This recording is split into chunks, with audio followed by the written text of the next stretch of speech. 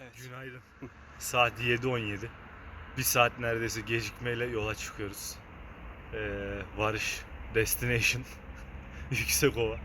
Bugün Erzurum'a kadar gideceğiz inşallah. Hadi bakalım geçelim. Hadi. İlk molamızı verdik. Saat 9:09 geçiyor. Aradaki Elmadağ vesaire çok bildiğimiz yollar olduğu için oraları atlamış bulunduk. Bundan sonra da artık yola uzunca bir süre mola vermeden devam edeceğiz. 7 Direkt- derece. Şu an 7 derece Şu hava. an 7 derece, Yüksekova'da kaç olacak Ha, bilmiyorum. Yüksekova'ya niye gidiyoruz? Bir de bu var. Tıp doktoruyum ben. Radyoloji ihtisasımı bitirdim. Mecbur hizmet görevi için atamam Yüksekova'ya yakında. Göreve başlamaya gidiyorum. Akın da bana eşlik ediyor. Çünkü Akın kral bir arkadaşımız. Önce dedim ki tek başıma giderim. Bayağı bir süre. Arabayla gitmem lazım. Araba hem orada lazım olacak hem sonra eşimi çocuğumu almak için.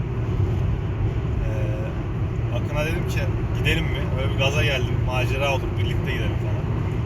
Sonra hatta pişman oldum. Acaba demese miydim? Böyle bir şey istenir mi birinden falan. Çünkü adam hayatında Çorum'un doğusuna geçmemiş. Yani biz şimdi işte az sonra geçeceğiz yani. O kadar. Ben daha önce Kars'a gitmiştim. İlk mecbur hizmetimi Kars'ta yapmıştım. Sene 2'yken. Yine biraz daha tabii daha rahat bakıyorum mevzulara. Ama Akın hiç ya ben gelemem falan filan demedi yani. Bir de işlerime bakayım, ayarlayayım falan. Aynı gün öğlen aradı. Dedi ki ben dedi yola baktım. Nasıl bir yoldan gideceksin falan diye sordu. İşte dedim ben önce Erzurum'a, oradan Van'a gideriz. İşte Van'dan da Başkale üzerinden geçeriz diye düşünüyorum falan dedim. Geçerim diye düşünüyorum dedim. Sonra Akın dedi ki en mantıklı yolu ben araştırdım falan. Ondan Zaten sonra ben o dakika hazır her şeye bakmış olduğum için bir anda zaten yolculuğu kabul etmiş oldum. ha, gerçekten ve hakikaten işte dost adam ya işte o kadar büyütmeye gerek yok. Belki o bana sorsa ben gitmeyebilirdim diyeceğim ama ben de giderdim ya. Yani gitmem lazım mı şimdi daha da şey. Kendimi bir sorguladım yani adamın kararından sonra. Vallahi helal olsun bak tekrar söylüyorum. Şimdi ses nasıl geliyor onu bilmiyorum. Arabanın sesinden dolayı belki çok araya kaynıyor olabilir. Zaten bu da böyle işte çok yayılacak bir şey değil. Kendimizi ana olarak çekiyoruz ama belki bir izleyen olur diye. Böyle bir açıklamada da bulunmuş olayım. Vlog. Hikayenin şöyle bir tarafı var. Aydın geçen hafta, 5 gün önce falan hatta, Yok. Pazar günü. pazar günü, bugün ne günü? Bugün çarşamba günü. Yani 3 gün, 4 gün öyle diyelim. Şöyle diyelim. Edirne'de 2. Beyazıt Külliyesi'ne gittik. Ora Yunanistan sınırına 3 kilometre falan. Şeyde Yüksekova'da da İran sınır kapısı var. O da hani şehir merkezine bir 10 kilometre falan. Yani bildiğin işte 5-6 gün içinde hani bir hafta içinde iki sınırı da bulunmuş gibi olacağım. Akın da tabii Akın da Ankara'dan geliyor ama onun için zaten yeter ya. Onun için zaten büyük Ve bir zaten Ankara'dan gidebileceğim en uzak nokta yani. Hani şimdilik bu kadar. Yozgat dönüşünü yaptık. İşte bakalım buradan Yozgat'tan Erzurum'a doğru. Evet, Yozgat, geçeceğiz. Sivas, Erzincan, Erzurum. Bugün akşam Erzurum'a varıp orada konaklamayı planlıyoruz. Gece yolculuk etmek taraftar değiliz. Hem hava koşulları gereği hem de zaten yorucu olacak yeterince. 2 şoför de olsak. Yol çok yorucu bir yol değil. Daha önce oraya kadar gittim ben. Genel olarak işte 2 şerit gidiş, 2 şerit geliş bir yol. Ama tabii hava muhalefeti nasıl olacak? Bu aralar biraz havalar kötü. Özellikle Erzincan'dan sonra muhtemelen sürekli kar yağışıyla gideceğiz. Evet, radara yakalandık bu arada. Kamera muhtemelen çok sallanıyor çünkü öyle özel bir ekipmanla falan çekmiyorum. Direkt telefonla çekiyorum. Yani dediğim gibi hatıra olacağı için. Sanırım şimdilik bu kadar. Update'lerle Böyle etrafı çeke çeke karşınızdayız. arada böyle şey yaparız. Eklemeler yaparız.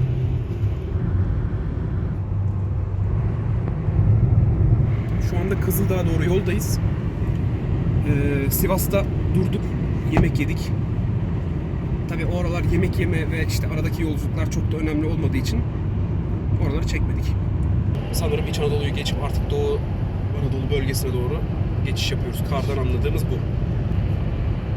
Orada tabii Van'da çığ olduğunu da öğrenmiş olduk. Van'da çığ varmış. Kar yağışı varmış, çığ varmış. Ama işte o yarın düşüneceğimiz şeyler. Şu anda onu çok kafaya takmaya Bugünün çalışıyoruz. hedefine bir ulaşalım da o arada belki temizlerler, o zamana kaldırırlar falan filan. Göreceğiz bakalım. Bu Kızıldağ aslında, Kızıldağ geçidi eskiden bu güzergahın en belalı yeriydi. Ben de ilk mecbur hizmete giderken buradan zor geçmiştim çünkü yol yapımı vardı o zaman. Tek şeride inmişti. Tabii 2014 yılı. Şimdi ama şu an öyle bir sorunlu bir şey görmüyoruz. Ama etraf işte böyle. Buranın inişinde Erzincan'ın en batıdaki ilçesi Refahiye'ye ulaşacağız. Yaklaşık 40 kilometre falan. Sonrasında Erzincan merkez. Tabii oraları ben ortaokul zamanından biliyorum. Ortaokul ve Erzincan'da. Ta buralarda Çare Sarıgül yazıyor. Gerçekten azimli insanlarmış buraya kadar yazacaklarını. Yani. Evet, kar bastırmaya başladı.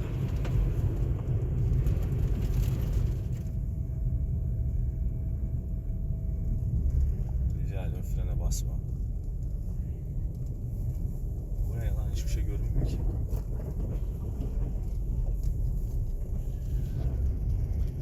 Bakın neredeyiz? Gerçekten bilmiyorum yani. In the middle of nowhere yani. Artık buradan sonrası iniş. Ben de kaydı kapatıyorum.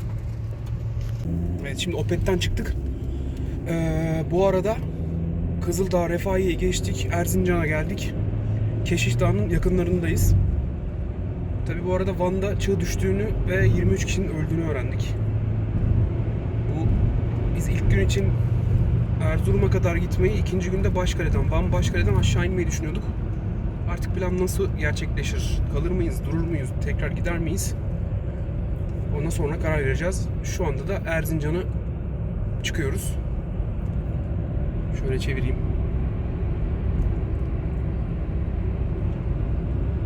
Yol böyle devam ediyor. Şöyle de dağları gösterebilirim sanırım.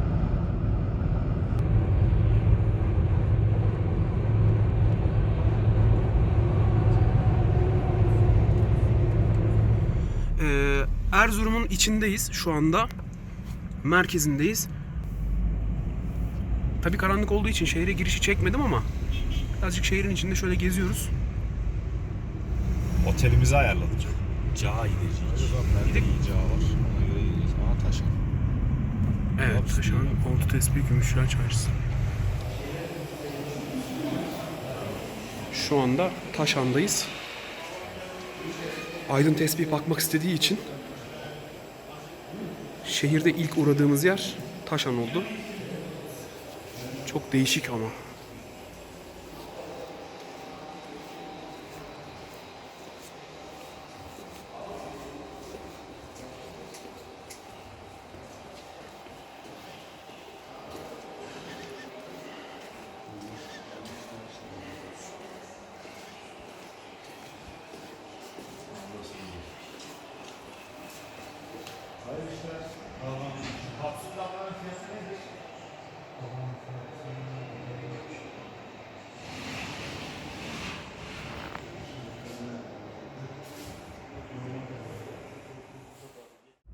I'm gonna take my horse to the old town road. I'm gonna ride till I can't no more.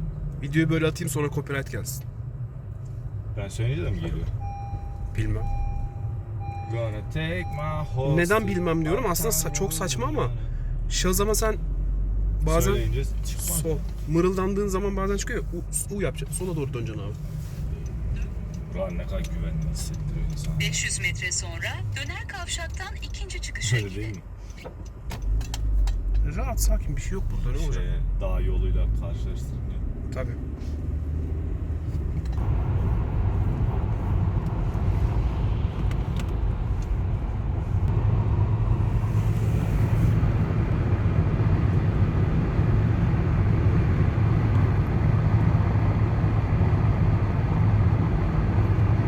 Şu anda Pasinleri çıktık, Patnos yolundayız. Patnos üzerinden geçmeye karar verdik. Hava durumuna baktık. Yarından itibaren kar var. Bir tek bugün Van'da ve Yüksekova'da kar olmadığını ve havanın daha açık olduğunu gördük. O yüzden bugün yolun bir seferde almaya çalışacağız. Dün akşam Erzurum'a girdik. Erzurum'a girer girmez de Taşan'a gittik. Evet, Erzurum'da oltu taşı var biliyorsunuz. İşte Taşan'da oltu taşından yapılma işte hediyelik eşya vesaire satan dükkanların bir araya toplandığı yer. Değişik güzeldi Taşan'da. Oteldeki çocuğa sordum nerede cağ yiyelim diye. O da kendimin de gittiği diye önerdiği Çınar Cağcısı'na gittik ama öyle çok ağam şahım değildi yani. Sabah da 8.30 gibi otelden çıktık. Kahvelerimizi aldık. Tekrar yola düştük. Patmos'a doğru gidiyoruz. Daha da doğuya. Bu geçidi çok beğendim yalnız. Gerçekten çok iyi. Yollar da çok iyi. Artık Arvan arasındayız. Son 2 şehir kaldı zaten. Ondan sonra da Hakkari. 5 saatlik de yolumuz var. Bence burada durmalıyız. Ne diyorsun? Gölün kenarında. Gidelim bakalım. Evet, Van Gölü.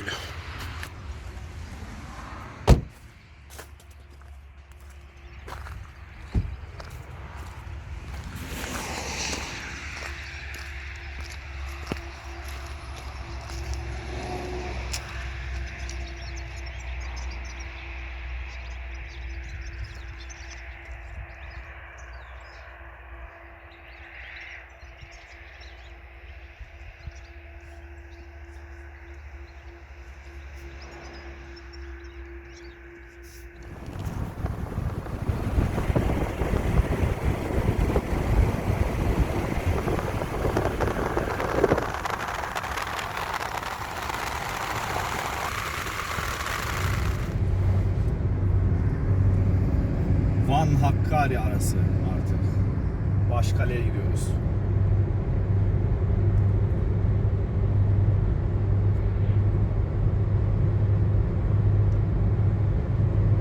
Yollar hala iyi.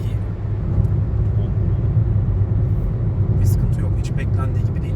Ama tabii Başkale'den sonra ne olacak? Göreceğiz. Onu göreceğiz.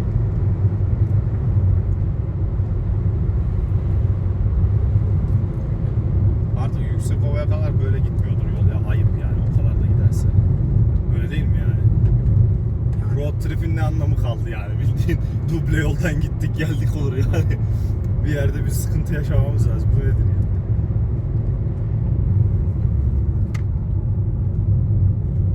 Benim saat 2025 gösteriyor. Rakım 2250 görünüyor. Demek ki bir 200 metre sıkıntı var. Sensöründe. Manzara çok güzel. Ne olsa abi.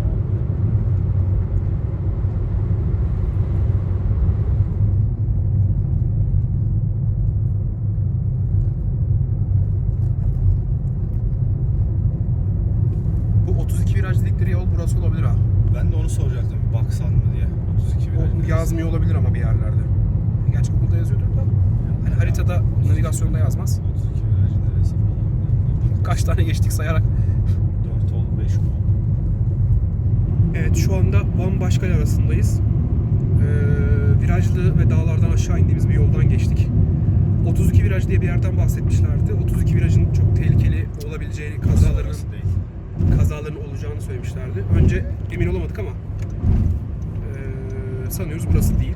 Şu anda önümüzde bir tabela var. Soldan İran, sağdan Yavaş Bitlis yazıyor. Artık sınıra da ne kadar yaklaştığımızın sanırım göstergesi. Güneş gözlüklerimizi çektik. Çünkü kar ve güneş birleşince gözleri çok yoruyor. Şu anda bir kırmızı ışıkta durduk. Ne yazıyor orada? Hoşap Kalesi Gürpınar yazıyor. Manzara çok güzel. Yollar hala çok iyi. Yani öyle bir sıkıntılı durum yok ama Başkale'den sonra ne olacağını merak ediyoruz.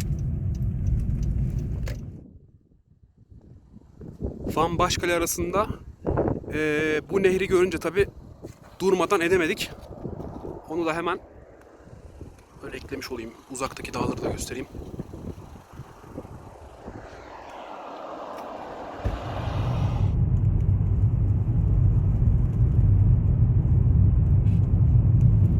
Az önce Başkale sapağını geçtik. Hakkari Yüksekova tabelasını takip edip gidiyoruz. Son 75 kilometre kaldı. Ankara'dan beri en çok gerildiğimiz, daha doğrusu gerilme değil ama hava şartları ya da herhangi başka bir olaydan dolayı en çok merak ettiğimiz, bilmediğimiz kısma geldik. Şu an için herhangi bir durum yok. Yol yine 4 şerit, 5 şerit. Öyle genişlikte. Biraz sonra yolda göstereceğim zaten. Hava gayet açık. Sadece bazı taşlar geliyor. Öyle Hava devam çok ediyoruz. güzel. O kadar güzel ki tertemiz. Güneş de ısıtıyor. Her şey güzel.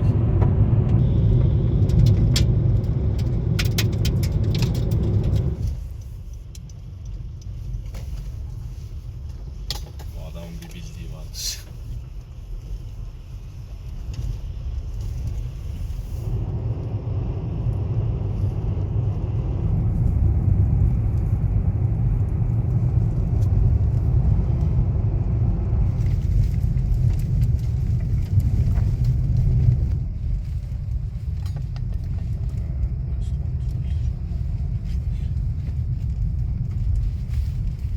Evet, hemen bir bilgi vereyim.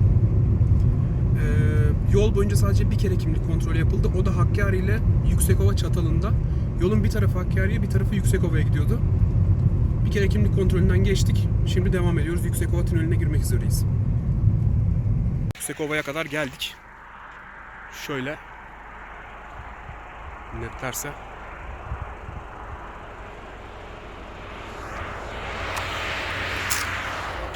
Vardık. Bu kadar.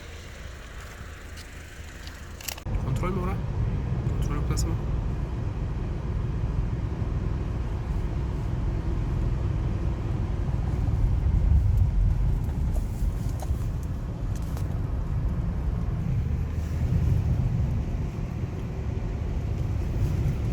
Hani o hastane? Arkada. Gördün mü sen? Şu sanıyorum şurada bir bina. Kızılmızıl bir bina var orada. Göremedim.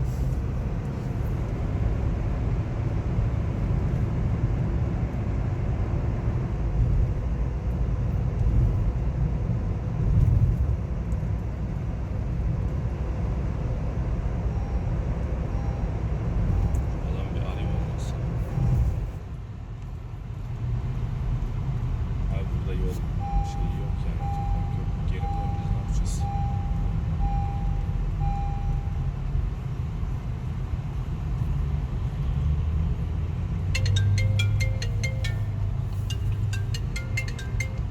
Alo.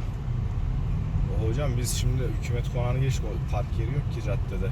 Şimdi geri döneceğim, tekrar yukarıya geleceğim. Ne var bir daha? Evet, evet.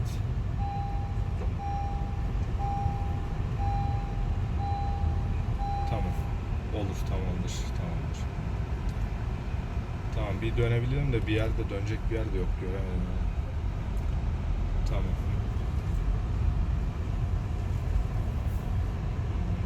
Tamam, görünce yapalım, tamamdır. Görüşürüz. Onları su basmış. Hı? Onları su basmış.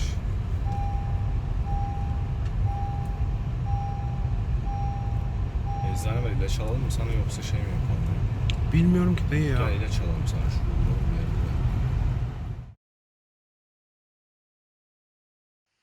Akın hasta yatağında. Hakikaten de hasta yani, şey değil. Şimdi Yüksekova Devlet Hastanesi'nde genel cerrahi kliniğindeyiz. Akın apandisit oldu. Van'da başladı işte karnım ağrıyor demeye. Sağ alt kadranda. Yani ortada bir yerdeydi ama sağ alt kadrana yakın. Yani apandisitin olacağı yerde. İşte önce dedik ya geçer bir şey değildir, gazdır falan filan. Yok illa ağrım devam ediyor. Ağrım devam ediyor falan deyince geldik işte eve geçip oradaki burada halihazırda çalışan radyoloji doktoruyla birlikte radyoloji bölümüne geldik. Ultrasonunu yaptık, apandisit gördük. Emin olmak için tomografi çektik. Apandisit olduğunu ispatladık. Genel cerrahi doktorunu çağırdık. Sağ olsun hemen geldiler. Apar topar ameliyata aldılar Akın'ı. Dün yani yoldan geldiğimiz akşam, vardığımız akşam yani Yüksekova'ya ameliyat oldu Akın. Yani resmen hastamı yanımda getirdim ilk çalıştığım yere. Sonuç bu. Bir gündür yatıyorum.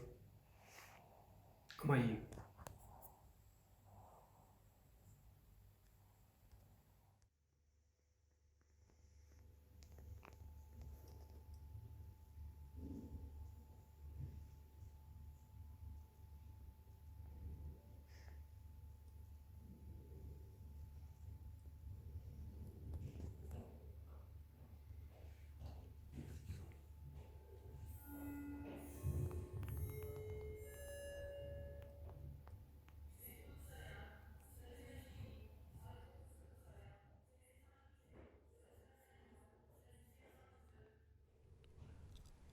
Hazır anons başlamışken ben de bir iki şey söyleyeyim. Bana ameliyattan sonra bol bol yürümem söylendi. Ben de hastanenin içerisinde koridorun bir ucundan bir ucuna volta atarken bu camdan bakma fırsatını çokça buldum. Az önce kamerayı sol tarafa çevirdiğimde bir düzlük gördünüz. Üzerinde hiçbir şey yoktu. Yüksekova Havaalanı o tarafta. Ve hastaneler arasında yaklaşık 3 kilometre var. Normalde hastaneden bakıldığında görülebiliyordur diye düşünüyorum. Ya da en azından kulesi seçilebiliyordur. Ama tabii bu kadar kar yağışıyla görmek mümkün değil. Benim bu yolculuğa çıkmak için 2 sebebim vardı. Birincisi ve önemlisi Aydın'a eşlik etmekti tabii. İkincisi ise fırsat bu fırsat Yüksekova'yı göreyim diye düşündüm. Tabii Yüksekova'ya adım attıktan 3 saat sonra apandisit ameliyatına girmem bu planı suya düşürdü. Ben bir hafta kalıp dönmeyi planlarken 15 gün kaldım. Ve arkada gördüğünüz kar yağışı 15 gün boyunca neredeyse hiç durmadı. Ve ben de ameliyatta halimle Yüksekova'yı pek fazla dolaşamadım. Yalnız az önce gördüğünüz ana caddede gezme fırsatım oldu. Aslında oralarla ilgili çok fazla söylenecek şey var. Ama ben şöyle iki şeye değinirsem. Birincisi, sokakta çok fazla polis ve asker görüyorsunuz. Ki bu çok normal. Sonuçta 5-6 sene öncesine kadar Yüksekova Türkiye'nin en karışık ilçelerinden biriydi. İkincisi de binalara bakınca anlaşılmıyor ama Yüksekova Anadolu'nun pek çok kasabasına ve şehrine göre daha gelişkin bir yer. Bunu da aradığınız her şeyi bulabilmenizle ve insanların sosyalleşebilecekleri ortamların olmasıyla anlıyorsunuz. Ayrıca benim apandisit ameliyatım dışında başımızdan bir iki olay daha geçti. Birincisi, Aydın'ın radar var dediği yerde hakikaten radara girdik ve ceza yedik. İkincisi de apartmanın içinde evin kapısından Aydın'ın ayakkabıları çalındı. Tabii bundan sonra benim başıma başka olaylar geldi. Daha bunun geri dönüş yolu var. Ki bundan sonra da geri dönüş yolunu izleyeceksiniz.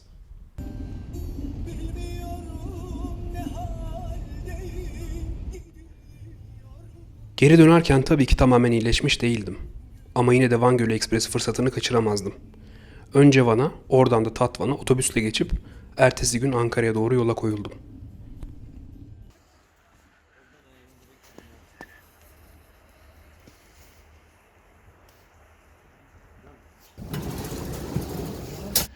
Evet, Van Gölü Ekspresi'ndeyim şu anda.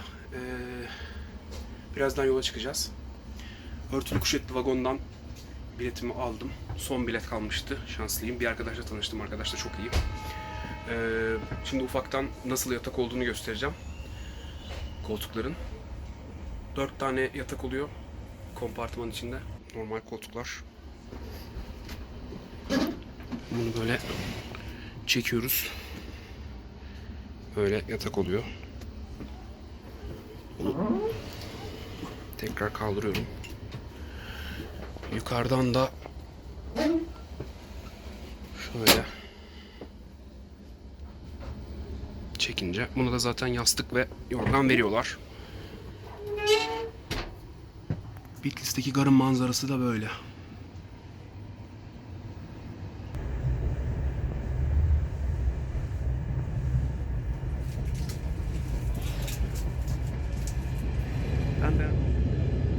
Yukarıdan Patmos tarafından aşağı indim. Gölün doğusundan. Sonra da buraya gelirken altından geçtim. Yani Vanlıların Van Denizi dediği kadar var.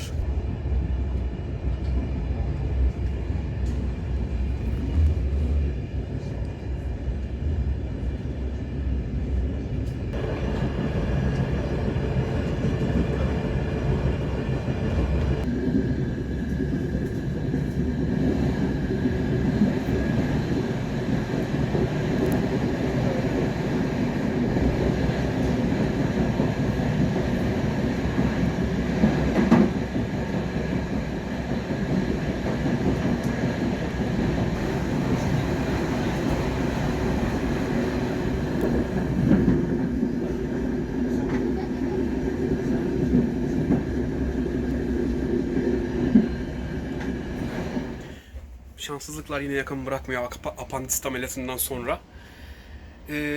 Trene araba çarptı. Böyle bir durum oldu. Yalnız trende bir sıkıntı yok. Herhalde çarpan arabada da bir sıkıntı yok. Aynen çarpan. Zaten geri toparlanıp gitmişler.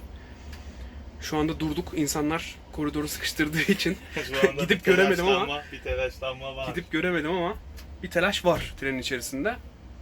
Ama söylediklerine göre bir sıkıntı yokmuş arkada.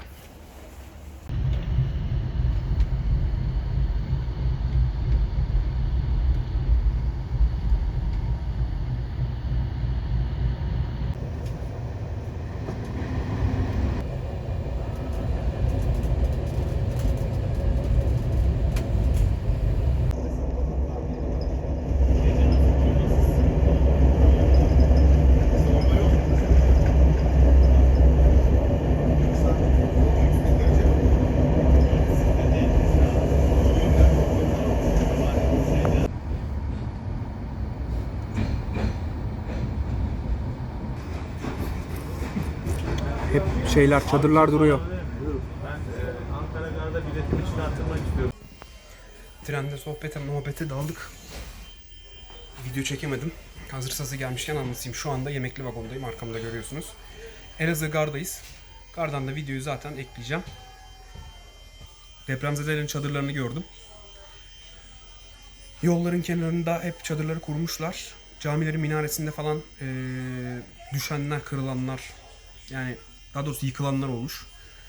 Biraz sonra da prefabrik evleri göreceğiz diye tahmin ediyorum. Bakalım. Ben şimdi bu çektiklerimi birleştirmeyi planlıyorum abi. Böyle bir video falan yapıp hani bana hatıra olur gibi. Başıma gelmeyen kalmadı. Trene araba bile çarptı. Daha ne olsun? Ameliyatta oldum. Yani deprem bölgesine de geldim. Tatilde istedik ya, adventure olmuş. Yazsın bir araya yazamam onları. Aklına gelmez yani. Şaka gibi Hayali ya. yazsın. Hayali roman yazmaya kalsan öyle o konuları bir araya bulamam. Bulamazsın. Abi başımdan geçti. Bağdaştıramazsın yani. Tren arkadaş çarptı abi. Hayret bir şey yani. Önden tren çarpanı duyduk da arkada çarpanı. Ha bak baba, ama bunlar konteyner kent işte. Ha bunlar. O biri vardı orada. Şu anda ekranda gördüğünüz ortada yürüyen kişi kuzenim, abim. 24 Ocak'ta meydana gelen 6,8'lik Elazığ depremi sonrası konteyner kent yapımı için Elazığ'daydı. Haberleştik. Demiryolunun konteyner kentin yakınından geçtiğini öğrenince görüntü almaya çalıştım. Uzaktan da olsa başarabildim.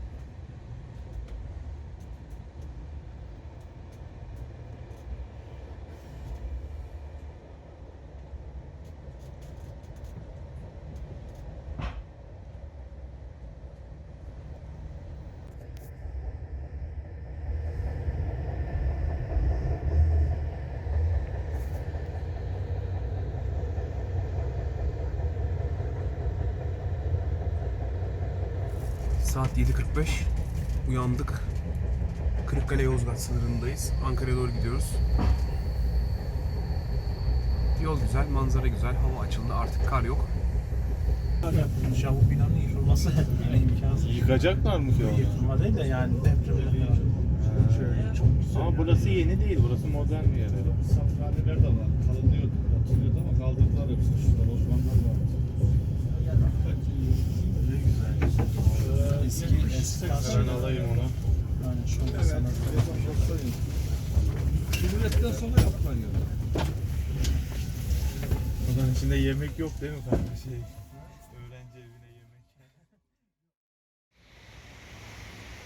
Ankara'da tren garındayım. 27 saatlik yolculuğu bitirdim. Ankara'da yağmur var ama Ankara'yı özlemişim. Ama anneni